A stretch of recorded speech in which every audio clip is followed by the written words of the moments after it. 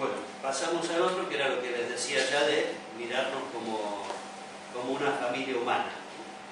Pasamos a la siguiente. Fíjense lo que decía el Papa Benedicto XVI en la encíclica Caritas in Veritate, acerca del desarrollo humano. Dice, el modo en que el hombre trata al ambiente influye en la manera en que se trata a sí mismo y viceversa. El modo en que el hombre trata al ambiente influye en el modo en que se trata a sí mismo y viceversa. Porque nosotros somos parte de la creación. A ver, quiero expresar esto con claridad. Nosotros somos parte de este mundo. Una parte importantísima, porque somos hechos de imagen y semejanza de Dios. Y los pájaros no, y el trigo no, y el cemento no, y las montañas no.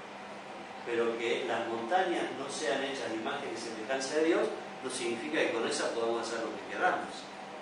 Que los peces no sean imagen y semejanza de Dios no quiere decir que podamos depredar. ¿Se entiende esto, no? ¿Sí? Entonces, uno de los errores que podemos cometer es pensar que el único que vale la pena en la creación es el ser humano y que lo demás es patio trasero. No. Somos parte de un mismo proyecto creador de Dios. Dios nos ama y nos regala la vida. Dios nos ama y nos regala la vida de los hermanos, nos hace comunidad. Dios nos ama y nos regala el mundo para vivir. El mundo también es regalo de Dios. La vida del universo es regalo de Dios. Entonces, todo es parte de su proyecto de amor. Y en este sentido, el modo en que tratamos, por eso dice el Papa, el modo en que tratamos el mundo, la creación, influye en el modo en que nos tratamos a nosotros mismos, porque en el fondo somos parte de un mismo proyecto creador, un mismo proyecto de amor de Dios que tiene en la Pascua de Cristo su punto culminante. Y hay dos elementos que el Papa señala en esta carta también respecto del trato de la creación. El primero es el de la solidaridad para con los pobres, ¿no? Vieron que yo les decía, señalaba esto de la tendencia a la acumulación que denunciaban los padres de la Iglesia. Bueno, el Papa Benedicto toma una expresión de Pablo VI en Populorum Progressio, donde el Papa Pablo VI había denunciado las disparidades hirientes. Pero esta misma formulación, disparidades hirientes, las toma el Papa Benedicto en esta encíclica Caritas in Veritate, y por eso nos dice que estamos llamados a una solidaridad para con los pobres, yendo en contra de la acumulación y el derroche. Y en esta línea el Papa establece también, hablando de los recursos energéticos, un principio que es muy importante. Él dice, los recursos energéticos son destinados a toda la humanidad. No se quería agua. No, está bien, gracias. Los recursos energéticos son destinados a toda la humanidad. Y dice, no pueden ser regulados por dos principios. Uno, el del primero que llega. Segundo, el de la ley del más fuerte. Fíjense qué interesante. ¿No? Como excusa para acaparar los recursos energéticos, el Papa dice, tenemos que cuidarnos de estas dos cosas. ¿Qué es lo que está pasando en el mundo hoy? Bueno, yo llegué primero. ¿Y qué tiene que ver? Llegaste primero, algo que es de todos. No es que porque vos llegaste primero, ahora es tuyo y los demás no tienen acceso. Y segundo, el de la ley del más fuerte. No solo yo llegué primero, sino que yo tengo el poder, ¿no? Pero ese tampoco es el elemento de discernimiento importante para poder ver cómo distribuir los recursos energéticos. Y un segundo elemento que también el Papa nos plantea es lo que tiene que ver con un principio muy importante y que hace a la justicia intergeneracional. ¿Qué quiere decir esto? El mundo no empezó con nosotros y esperemos que no acabe con nosotros. Los que nos sucedan dentro de 10, 20, 50 años tienen el mismo derecho que nosotros al aire limpio. Tienen el mismo derecho que nosotros al agua potable. tienen el mismo derecho que nosotros a las fuentes de energía. Este concepto de humanidad y de justicia intergeneracional es también muy importante a la hora de ver cómo administramos el planeta y cómo organizamos la convivencia en sociedad. Entonces esto me parecía que era importante, ¿no? La solidaridad para con los pobres y la justicia para con las siguientes generaciones. Pasamos ahora al otro punto. Esto es respecto de la fe en Dios creador. Ahora lo vemos respecto de la justicia y los pobres. Vamos a ver una frase, un pasaje de la primera carta de San Juan, que nos dice que el que dice amo a Dios y no ama a su hermano es un mentiroso. ¿Cómo puede amar a Dios a quien no ve el que no ama a su hermano a quien ve? Entonces, el amor a los hermanos está totalmente vinculado con nuestra condición cristiana. Hay, sin embargo, algunas afirmaciones en algunos pensadores de los últimos siglos que van en contra de esto y que a veces se nos va metiendo si no nos cuidamos, ¿no? Thomas Hobbes, fíjense lo que decía, que el hombre es lobo del hombre. Mirando entonces en la convivencia social, la imposibilidad de la paz. Porque lo único que nos vincula es el sacarnos ventaja y el competir, pero no el poder formar comunión. Bueno, nosotros sabemos que no es así. Que hay problemas, sin duda que hay problemas, pero no es así. Y Jean-Paul Sartre, que nos decía, el infierno son los otros. También esta manera de entender a los demás, en el fondo no como llamados a la comunión.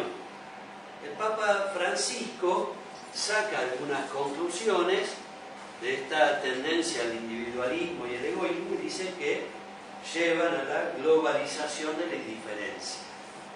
Esta formulación él la expresó cuando fue a visitar a Lampedusa, ¿se acuerdan? Después de aquellos naufragios que causaron tantas muertes, dice, esta sociedad nos ha llevado a la globalización de la indiferencia. Y cita, en otro momento, yo no tuve tiempo de buscarlo, pero se los comento verbalmente, una tradición judía que había cuando... Vieron que el pueblo de Israel tiene su fe en el texto escrito de la Biblia, pero también le iluminan los pensadores judíos que fueron comentando algunos de estos pasajes bíblicos. Como para nosotros también los padres de la Iglesia son parte de lo que nos iluminan en la fe. Bueno, dice que hay un midrash antiguo que comentando en la construcción de la Torre de Babel, sucedía que, como costaba mucho hacer los ladrillos, ¿se acuerdan que el pueblo de Israel era esclavo en Egipto y uno de los trabajos que le habían encomendado era hacer los ladrillos, que lo hacían de barro cocido y paja, ¿no? Y eso llevaba mucho tiempo de hacer. Y se contaba que en la Torre de Babel había como grandes andamios para ir subiendo los ladrillos de mano en mano para seguir con la torre. Dice que tal había sido la locura de aquel tiempo que si se caía un albañil no pasaba nadie y lo reemplazaban enseguida. Pero si se caía un ladrillo, todo el mundo hacía un escándalo por lo que costaba hacer un ladrillo, ¿no? Bueno, y el Papa aplica aquel relato antiguo judío a lo que pasa hoy. Y decía, muere algún anciano en las calles de París y nadie se preocupa. Cae un punto a la bolsa en Chicago y es un escándalo en todo el mundo. Mostrándonos cómo no estamos tan lejos de aquellas situaciones de egoísmo que ya denunciaban los pensadores judíos. También él nos decía que lo que está en peligro es la carne de Cristo. ¿Qué quiere decir con esto el Papa? Recordando lo que nos decía Jesús en el Evangelio, en el capítulo 25 de San Mateo.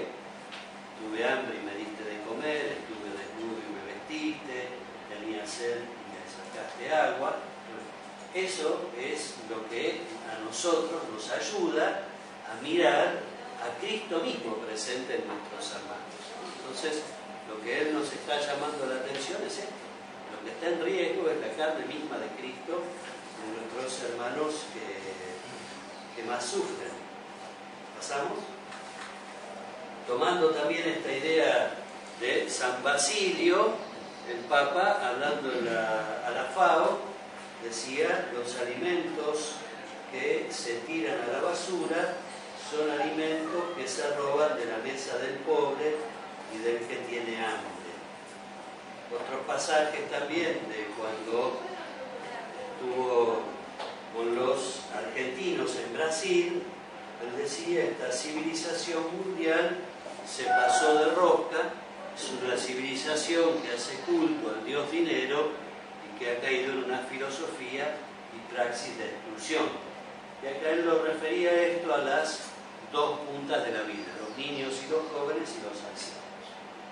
Cuando dice los niños son excluidos, a veces porque se les quita el derecho a nacer por medio del aborto, o porque a través de una alimentación no adecuada a sus necesidades se los va haciendo crecer sin lo que necesitan para poder tener una verdadera participación e inserción en la sociedad, y los ancianos porque no se les tiene en cuenta su sabiduría y son los que también muchas veces sufren a causa de la exclusión.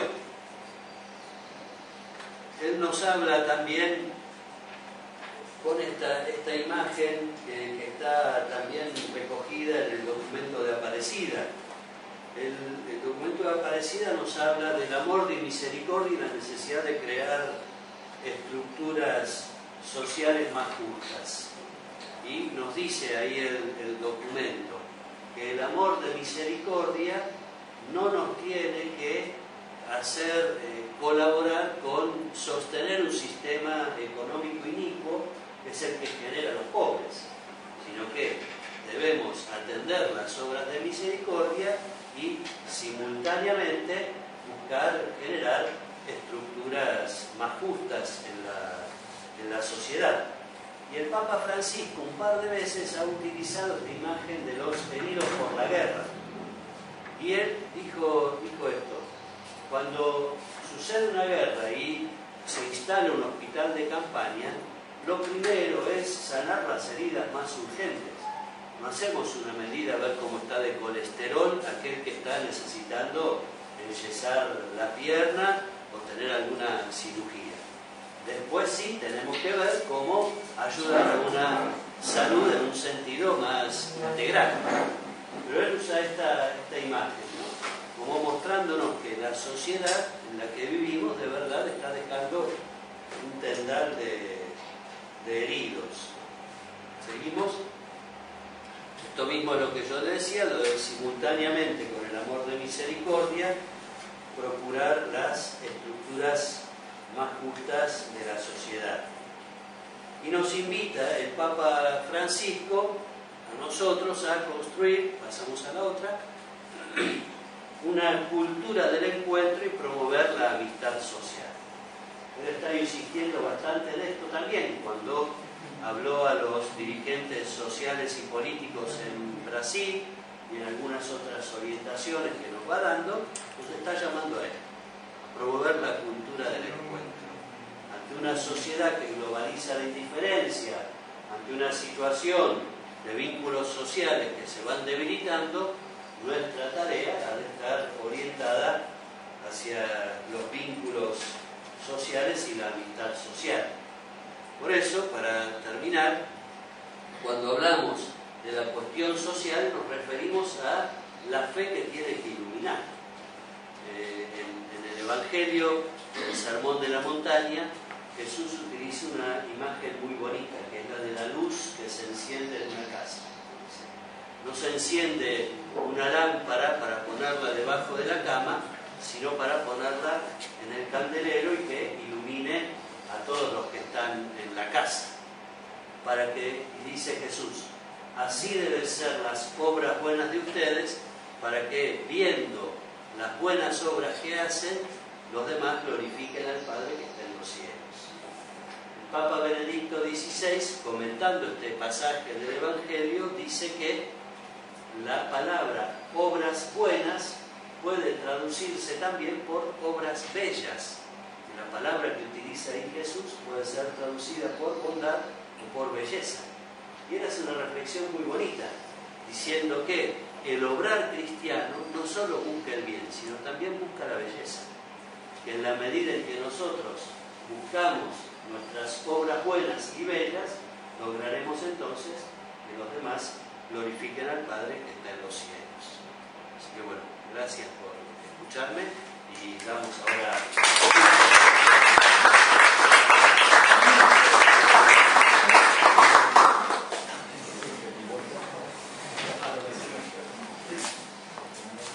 Si algunos quieren preguntar o aportar algo, quieran, tenemos un ratito. A mí me quedaba la pregunta, no sé si es una pregunta, pero una reflexión, digamos, cuando usted mencionaba, yo digo, qué lejos estamos, ¿no? De que no respetamos nosotros mismos siendo imagen de Dios, no respetar la montaña, o los animales, o los pájaros. Yo, cuando hay un movimiento fuerte, por ejemplo, que promueve el aborto, ¿no? O sea, cuánto más respeto e indiferencia que el hombre atenta contra su propia especie, ¿no? Y en una cultura muy fuerte que está instalada en el mundo. Entonces digo, ¿cómo hacer como iglesia para contrarrestar esto, digamos, que es un movimiento demasiado fuerte que a veces nos vence, digamos? Yo creo que no va a vencer al final, pero porque Dios está en medio, pero es difícil a veces en esta cultura individualista y relativista, digamos, que estamos viviendo, y tratar de meter la luz de la fe o del Evangelio que nos dice otra cosa, ¿no? O sea, Dios nos está diciendo otra cosa. Sí, a mí me parece que esta es una sociedad que no valora la vida. En estos días, lo que tuvo tanta repercusión, lo que hace a la droga, en el fondo la droga es una señal de que no es una belleza de la vida, es una vida que no es bella, que no es atractiva, y es una vida que no se cuida, ni desde la concepción, ni una vez nacida, ni tampoco después en el desarrollo, ¿no?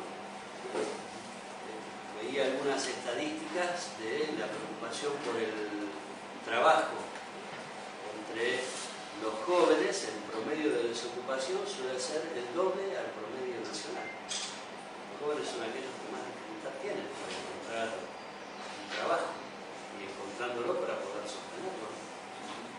Así que sí, en esto me parece que tenemos que promover una cultura de la vida y mayor cuidado de la vida.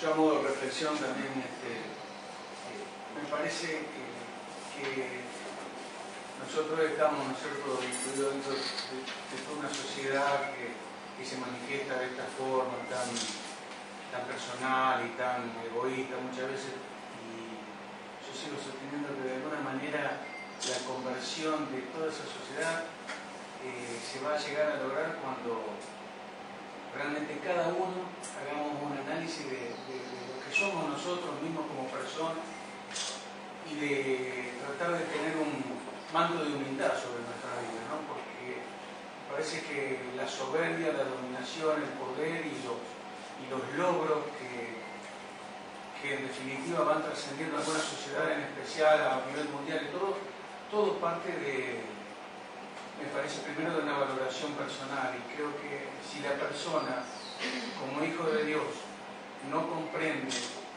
que para llegar a ser santos, ¿no?, como Dios nos propone, una de las primeras condiciones es que esa persona sea humilde en el sentido de aceptar sus limitaciones, de analizar el contexto donde vive y de aplicar toda la palabra de Dios y todo lo que usted expresó, ¿no?, con tanta claridad. Me parece que si no parte de cada una de la persona, cada célula personal, no, va a ser muy difícil que la sociedad en sí cambie y pueda llegar a lograr ese objetivo, ¿no? Señor, ¿qué piensa de los subsidios para la pobreza? como acciones de gobierno y si cree que son eficaces en el tratamiento de algunas cuestiones de la pobreza. Los subsidios son eficaces en la medida en que deriven en políticas públicas estables de reconocimiento de derechos. El horizonte que tenemos, ¿cuál es? El mejor camino para salir de la pobreza es el trabajo dignamente remunerado. Entonces, si el trabajo no alcanza para poder llegar a fin de mes, está bien que haya una ayuda, pero lo importante es procurar situaciones de justicia que ayuden a eso. Algo a mí me ayudó siempre el lema que suelen tener en el santuario de San Cayetano, que es pan y trabajo. Pan y trabajo. Pan, ahora se agregó paz también, ¿no? Pan, paz y trabajo. Pero el lema original era pan y trabajo y lo expresaban de esta manera, diciendo: el pan que llega a la mesa sin el trabajo termina siendo dádiva que ofrende. Y el trabajo que no alcanza para el pan es signo de explotación. Entonces las dos cosas necesitamos, ¿no? Entonces uno puede, como decía el Papa Francisco, en un hospital de campaña ver cómo curamos las heridas más urgentes. Pero lo importante no es curar solo lo urgente, sino ver también lo estable y lo permanente, ¿no? Así que, volviendo a la pregunta, los subsidios tienen que tener siempre esta relación de ser algo temporario en lo que tiene que ver con la situación de las personas. De lo que es más digno es que la persona pueda salir de la situación de postración o de pobreza o de marginación a través de un trabajo que sea remunerado como corresponde. Pero usted no cree, monseñor, que el subsidio es una salida de una acción de gobierno, por ejemplo, de la gestión de gobierno, y a la vez la generación de empleo y de trabajo tiene que ver ya con otros actores, porque si el que otorga el subsidio es el Estado y el que tiene que generar el empleo es el Estado, termina siendo una ecuación que no va a resultar, ¿no? Y en la generación esa de empleo, en que entran otros actores, se me ocurre a mí, las inversiones, las industrias, y eso no se produce y no tiene el Estado la posibilidad de generarla o la genera las condiciones, los pobres siguen existiendo y las urgencias del que necesita comer hoy es de hoy. A veces las políticas de generaciones de empleo son más a mediano y a largo plazo. Entonces siempre, para mí, lo que usted dijo anteriormente me queda clarísimo. Después a la hora de la práctica, uno dice, el Estado tiene que decir, bueno, no puede decir de acá a 10 años el subsidio, de acá a 5 años el subsidio y después si no, no. No sé, no le encuentro yo todavía la... Lo que pasa es que lo importante es tener programas que hagan políticas de Estado a mediano y largo plazo. Y tal vez haya que pensar en alguna región en particular, decir, bueno, en esta región habrá que subsidiar tal tipo de actividad para que la familia no se vaya de ese lugar para formar parte de los bolsones de pobreza después de algunas ciudades como Rosario, Santa Fe, Paraná, Buenos Aires o Córdoba. Entonces, eso es una política pública que ayuda a que una actividad que puede ser más difícil en algún lugar pueda ser acompañada de esa manera, ¿no? Pero eso dependerá del modo en que se organiza las políticas públicas a mediano y largo plazo. Claro. Los subsidios son importantes porque el principio de subsidiariedad es un principio importante. Sí. Pero también habrá que ver cómo lograr que haya un camino de promoción humana cada vez más firme. ¿Qué piensa usted de la Argentina, concretamente en este aspecto? ¿Qué ve? Y en la Argentina hay algunos subsidios que han sido muy importantes para salir de la pobreza, como la asignación universal por hijo. Eso ha sido fundamental para que muchas familias que no les alcanzaba el dinero para poder salir adelante, pudieran hacerlo. Y otros subsidios que a mí me parece que son distorsivos. Por ejemplo, a los transportes en la capital federal y no en el resto del país. Entonces, en Buenos Aires viajar sale mucho más barato que en Entre Ríos o Santa Fe. Y eso no me parece que sea bueno, como política de subsidio. Claro, exacto, sin discriminar entre que gana mucho y claro. Así que hay, parece que ese tipo de subsidios terminan siendo injustos porque ayudan en algún lugar en lo mismo y no en otro. Y a su vez también ayuda a la gente que tiene un muy buen pasar económico y no necesitaría un subsidio para ello. Sin embargo, terminan gozando del mismo boleto por una cuestión de distorsión. Lo mismo en los servicios públicos. Que el gas salga más barato en las zonas de mejor residencial, de mejor nivel económico y sea más caro en los lugares más pobres, eso es una distorsión en cuanto al sistema. Se subsidia el gas en red y claro, el pobre todavía sigue alimentándose la de garrafa. Sí, sí. Así que eso no me parece que sea bueno. Sí. Bueno, señor, para todo esto que estamos hablando fundamentalmente, ¿cómo se puede hacer para motivar, para incluso sincerarnos respecto a la preocupación que tenemos que tener como sociedad sobre la educación? Porque fundamentalmente el tema de los subsidios, el tema de todo lo que es el futuro de los jóvenes, está relacionado con la educación. En Santa Fe estamos en plena reforma educativa en el sistema secundario y vemos que son nada más que parches. No puede haber una reforma cuando no hay o no existe, primero, una voluntad y segundo, una preocupación por parte de todos los actores sociales, desde la familia hasta no solamente la clase dirigente, sino también empresarios, etc. ¿Hay alguna forma para motivar y fundamentalmente sincerarnos? Porque los jóvenes esperan de nosotros terminar un poco con esta hipocresía del discurso y presentarles un futuro que realmente sea valorable para ellos. Sin duda que la educación es uno de las claves del progreso y del desarrollo de un pueblo, ¿no? Creo que eso es muy importante. Yo no conozco cómo están trabajando en la reforma aquí en la provincia de Santa Fe, así que yo no te podría dar un parecer respecto de esto en particular. Sí me parece que tanto en la iglesia como en otros actores sociales hay gente muy capaz, gente que realmente ha hecho estudios, investigaciones en espacios universitarios como para poder brindar un aporte importante acerca de esto, que tiene que ver con la mejora en la posibilidad de herramientas de conseguir mejores trabajos en el futuro, y tiene también otros efectos. Yo me acuerdo haber leído,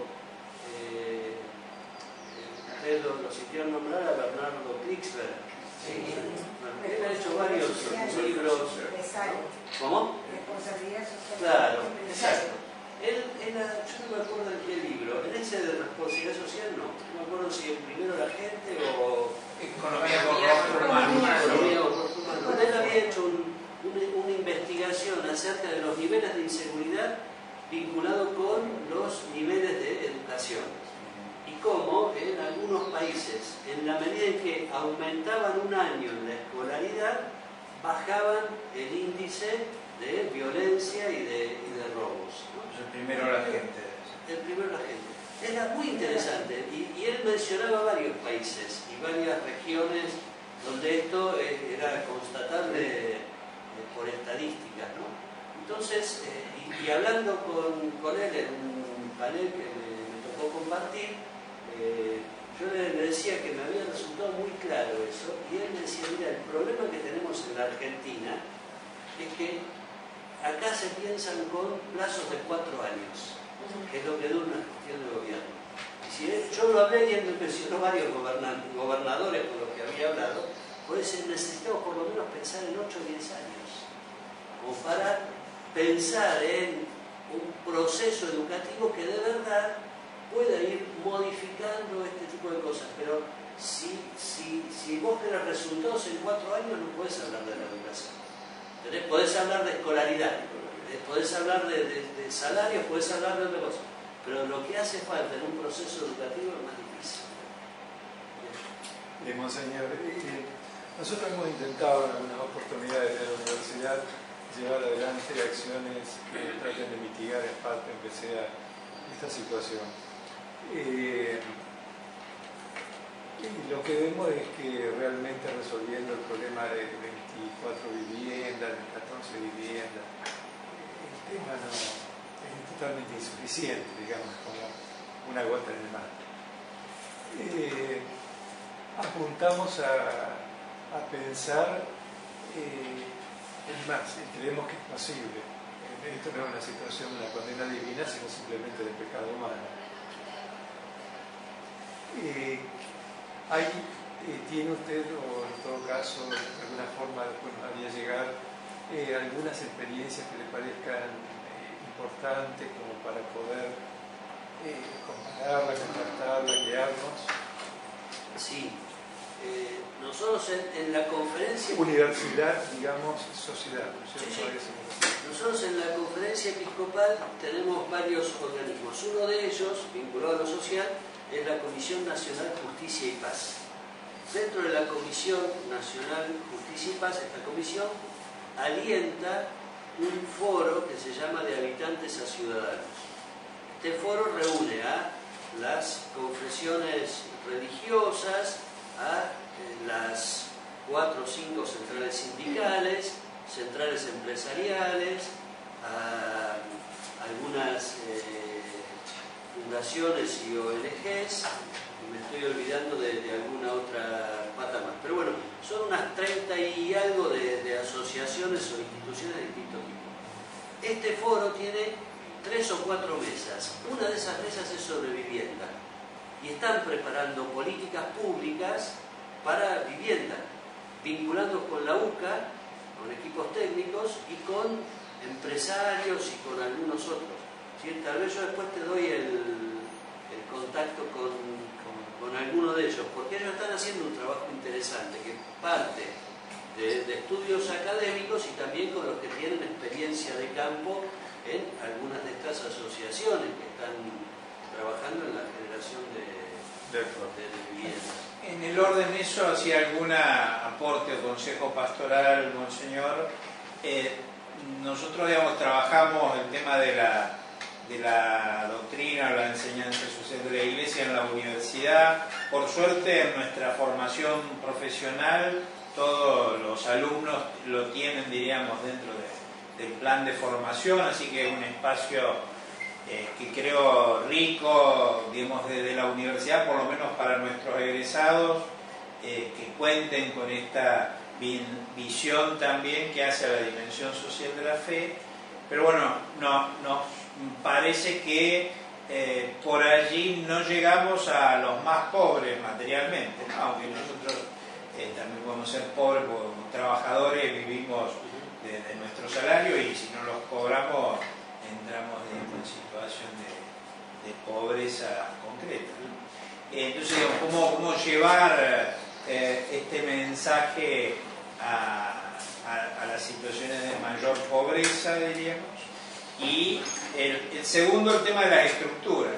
Yo creo que el capitalismo liberal y su alternativa, que fue el marxismo, no han solucionado las cuestiones económicas, que necesariamente tenemos que marchar hacia un modelo alternativo. Nosotros en algún momento pensamos que la economía social de mercado alemana, algunas indicaciones de la doctrina, como la participación de los trabajadores en las ganancias, la constitución de cooperativas mutuales, el tercer sector, que lo marcan allí los documentos. Pero bueno, algún camino que usted a lo mejor vea que nosotros como universidad también y ahora con actores de la política y del mundo sindical podamos juntarnos para aportar a este proyecto alternativo. Entonces, sintetizando cómo llevar esta dimensión social de la fe a los más pobres materialmente y cómo empezar a diseñar este proyecto alternativo, ¿no? O generar los espacios para pensarlo. Sí, a mí me parece una cosa fundamental la participación de la misma gente, ¿no? Es absolutamente imposible e inviable sin el interés de la gente, esta misma, para lo cual tiene que despertar, porque esto de pasar de habitante a ciudadano, habría que decir, son estantes que tendrían que pasar a habitantes y de habitantes a ciudadanos.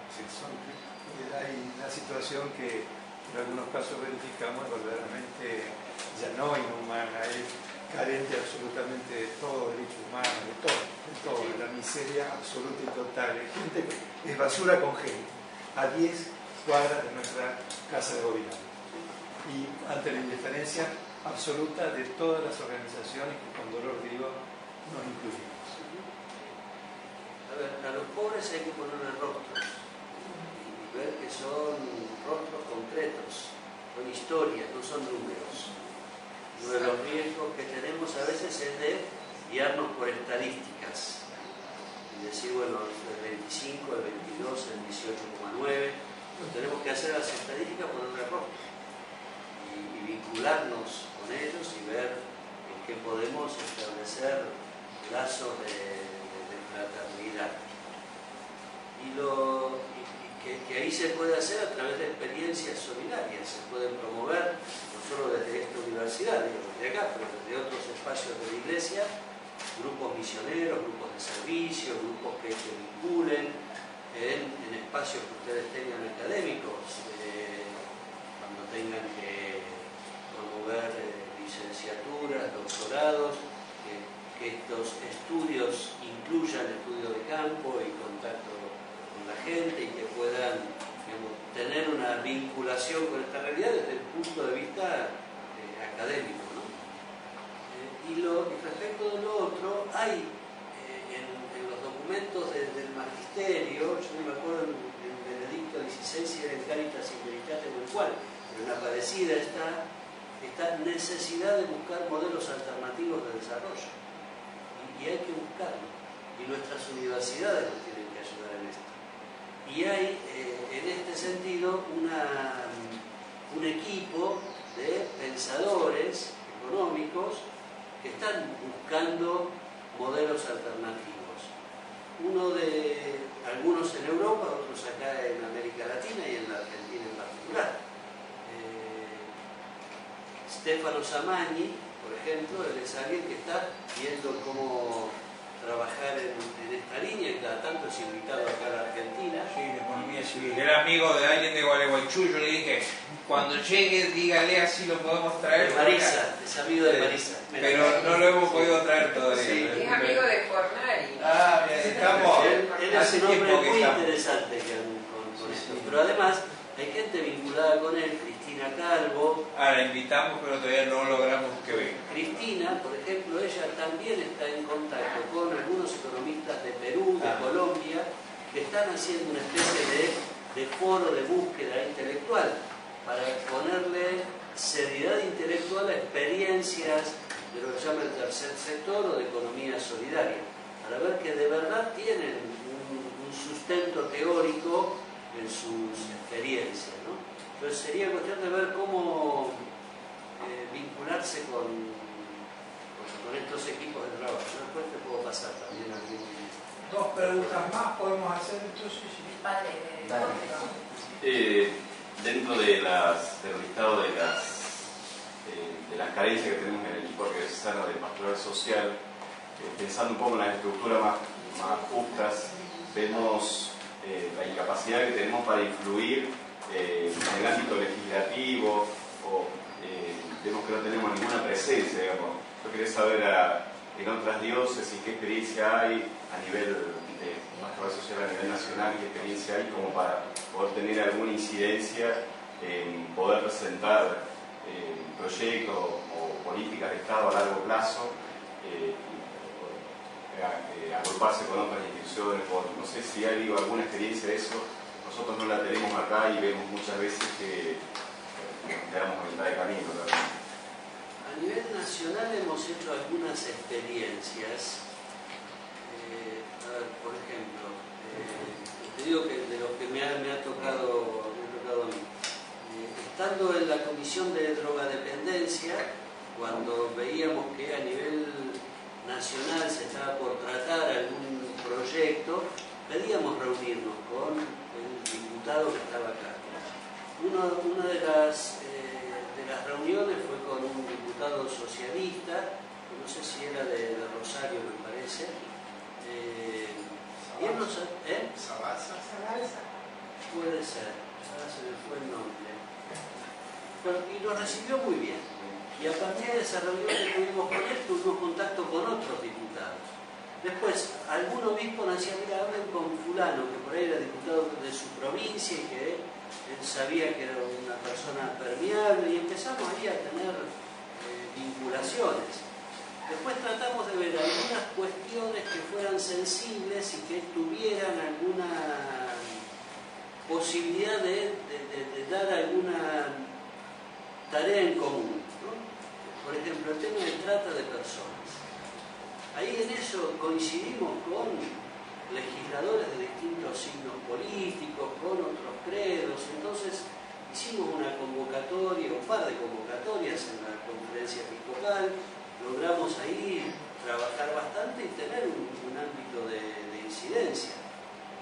Lo mismo con respecto a la problemática de la tierra de los aborígenes y el proceso este que está habiendo de regularización de los títulos de propiedad. Cuando uno empieza a meterse se te van abriendo los contactos. También algo que me parece importante es nosotros desde la Iglesia tener algún tipo de actividad pastoral hacia los políticos que tienen fe católica, que han tenido su origen, no por despreciar a los otros, para nada, pero muchos han tenido su origen en la pastoral juvenil en alguna diócesis o en algún movimiento, y luego se meten en el ámbito político y como que la Iglesia los deja en banda, no les provocamos ningún tipo de acompañamiento, ¿no? Pero por ahí saber tener alguna charla o algún retiro espiritual o algún día en que uno se acerque de otra manera y a partir de ahí, ¿no? Me parece que eso es tarea de los laicos y también de los sacerdotes, obispos, para ir haciendo puentes que permitan una vinculación, cuidándonos siempre de una tentación que podemos tener, que es la de hacer un lobby de poder, ¿no? Tenemos que distinguir bien lo que puede ser el modo de operar que unos tienen construyendo o tejiendo poder a partir de la sonrisa, de lo que es en nuestra convicción del poder del amor, ¿no? Y del servicio, de la cercanía. Yo, si me permite, enseñar. Yo le quería consultar porque nosotros en el ámbito educativo, yo soy docente de nivel inicial de un jardín católico y con nuestra función esencial es evangelizar a través de la educación. Pero vemos cómo cada día se hace más difícil, no tanto por los niños, sino por las familias, porque en familias donde ya se encuentran los valores completamente subvertidos, donde la realidad familiar en la gran mayoría de los casos, y estoy hablando de niños de 2 a 5 años, ya enfrentan realidades familiares destruidas realmente. ¿Cómo ayudamos nosotros, entre nosotros las instituciones educativas, y cómo poder ayudar a estas familias y a estos nenes? Porque la verdad que la realidad es hasta contradictoria. Muchas veces parece que la propuesta que nosotros les estamos, la orientación que les estamos dando, la propuesta que le estamos llevando a la familia, nos encontramos con reacciones en contrario por la misma situación social que esa familia está enfrentando. Entonces, si hay alguna experiencia también que les haya podido, que nos pueda ayudar un poco también en este camino, ¿no es cierto? ¿Cómo enfrentarlo? ¿Cómo? Hay experiencias lindas en lo que llaman escuelas para padres. porque muchos de los papás de los chicos que hoy están en guarderías o en el nivel primario carecen de una formación, una capacitación en orden, tanto al diálogo en la pareja como en las actitudes para la educación de los hijos, ¿no? Entonces, tal vez pensar en eso, en escuelas para padres o algunos talleres que permitan desde la alimentación hasta la educación en valores, ¿no? Porque una de las dificultades, hablando con algunas docentes de nivel inicial también en algunos barrios allá de la diócesis, lo que noto es eso, que a veces hasta les falta la educación mínima para ver cómo alimentarles.